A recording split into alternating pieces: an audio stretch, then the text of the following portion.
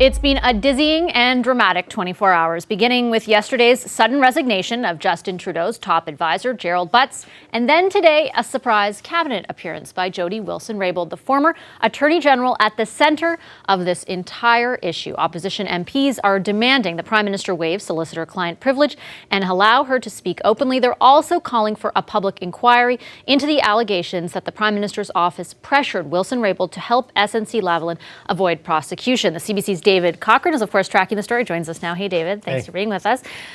Let's start with this cabinet meeting because it was a bit of a jaw-dropper. Yeah, Tuesday's cabinet day in Ottawa. It is not unusual for cabinet to meet. You know what is unusual? Non-cabinet ministers to meet with cabinet. And you know who's not in cabinet? Jody Wilson-Raybould. But she was in the cabinet room today. The reporters were staked out, and that is the moment right there that caused jaws to drop around Ottawa. Jody Wilson-Raybould walks out of the cabinet room. Reporters start asking her questions. Here's some of what she had to say.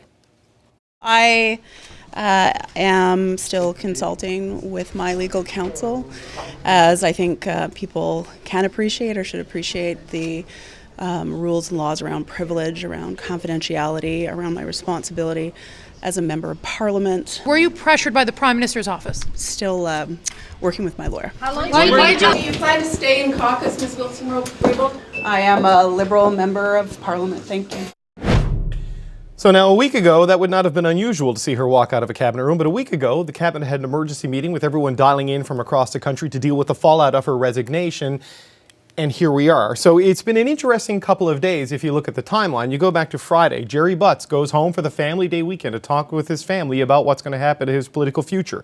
Sunday, he calls the Prime Minister and says he's quitting. Monday, he tells the world. Tuesday morning, Jody Wilson-Raybould calls the Prime Minister and says, "I'd like to speak to the full cabinet if you'll let me."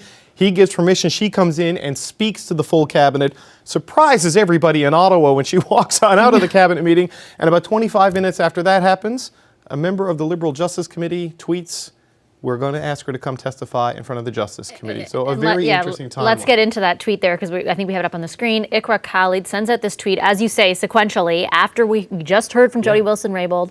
The tweet comes out. Help us interpret it. So what's fascinating about this? She's given notice of motion at the Justice Committee to invite the Honourable Jody Wilson-Raybould to appear before the committee. This was a huge bone of contention. We were talking about this last week when the Justice Committee met. The Conservatives had a list of 9 people they wanted to bring in that included Wilson-Raybould, Gerald Butts, and a lot of the top staff. The Liberals countered, to use a neutral verb, with a list of 3 that not include Jody Wilson-Raybould. And there was a big debate at the committee meeting about whether or not this was a cover-up, as the Conservatives would have you believe, or normal process, as the Liberals would have you believe. And the Liberals said at that time, we discuss all of our witnesses in camera, which means behind closed doors, in secret, no minutes. And now they're announcing them on Twitter shortly after Jody Wilson-Raybould goes and speaks to cabinet.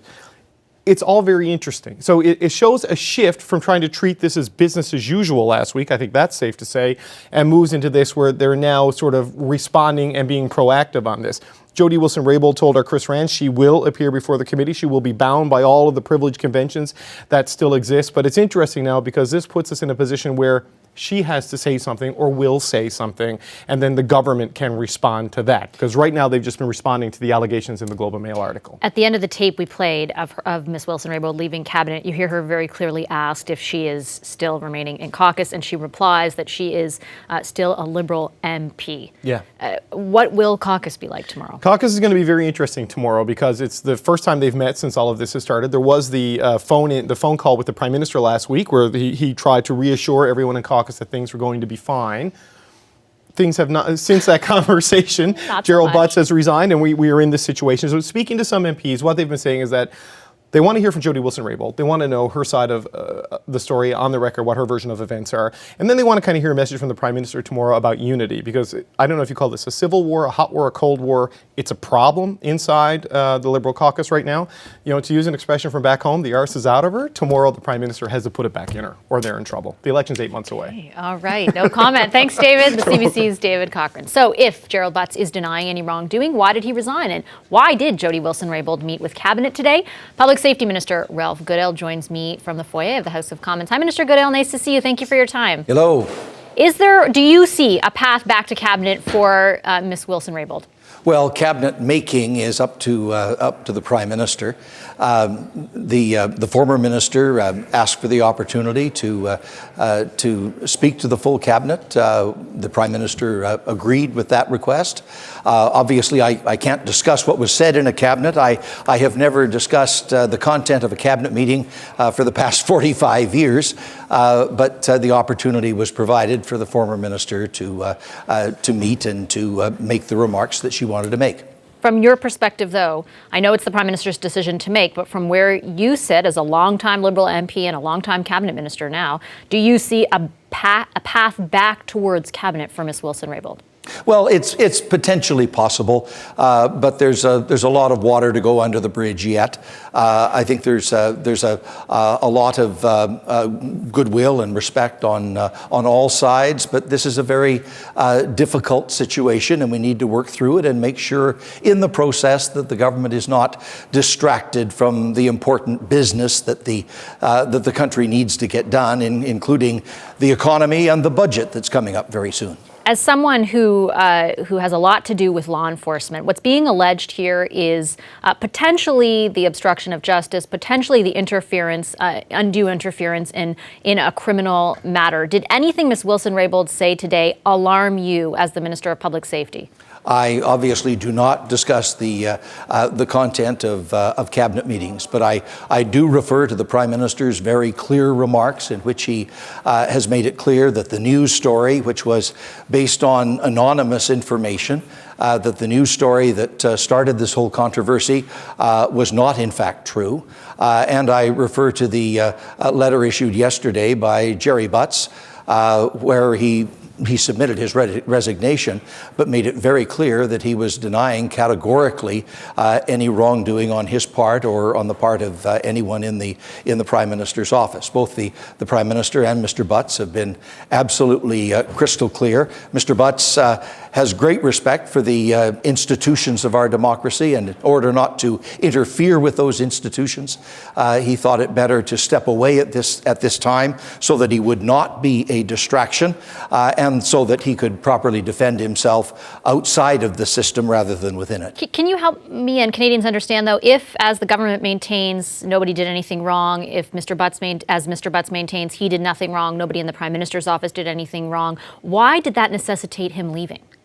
Well, he says he wants to be able to fully defend himself, and he does not want to be a distraction while there's such intense focus on this issue. The focus can be on him and not a distraction that's keeping the government from dealing with the important issues of the day, including the economy and middle-class growth and all of those other things that are so important to the future of Canadians. Plus, there are two processes underway now. One that's being launched by the Ethics Commissioner, an officer of Parliament, who will examine this situation, and the Justice Committee, which is meeting this afternoon to further examine how it will move forward in organizing its study of this situation. So there'll be at least those two fora within which the matter can be fully and properly explored. I still don't understand, though, how does Mr. Butts leaving negate the scrutiny or mitigate the scrutiny that the Prime Minister will face? If he's leaving to defend himself, why couldn't he defend himself while still in the Prime Minister's office? I mean, the Prime Minister will continue to face questions about this regardless. Oh, that controversy, no doubt, will continue.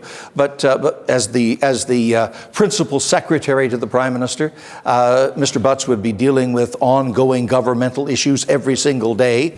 The important business of government, whether it's the economy or foreign affairs or international trade, and on all of those subjects, there are important issues to resolve, and at the same time deal with, as a sideshow, a particularly intense political controversy in Mr. Butts' opinion, and he does have enormous respect for the institutions of government.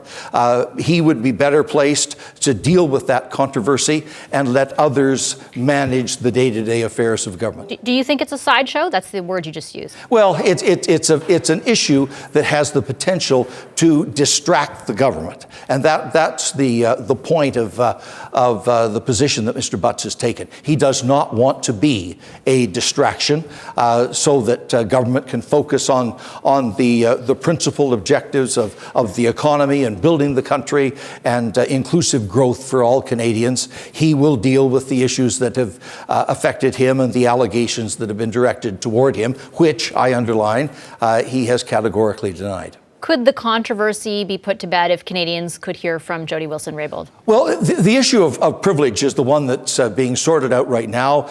Ms. Wilson-Raybould is going to get her own legal counsel to give her an opinion on what she can say and so forth. The Prime Minister has asked the Attorney General, Mr. Lametti, to provide that advice to the government as well.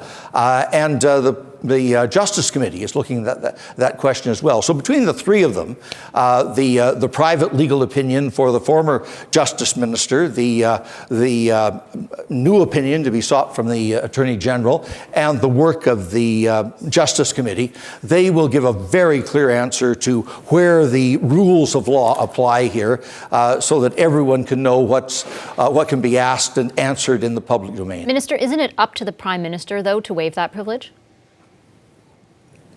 Excuse me. We need to get the rules first, and this is an orderly, step-by-step process. Everyone wants to get to the bottom of this and have a full and proper examination of the issues. At the same time, though, Minister, it's important to do it in an orderly way. Yeah, but we keep hearing the version of events from the Prime Minister, from the government, and we can't hear yet from Jody Wilson-Raybould. Do you, I guess, at least understand the optics of that? She has said herself she wants to know exactly what the rules of privilege are.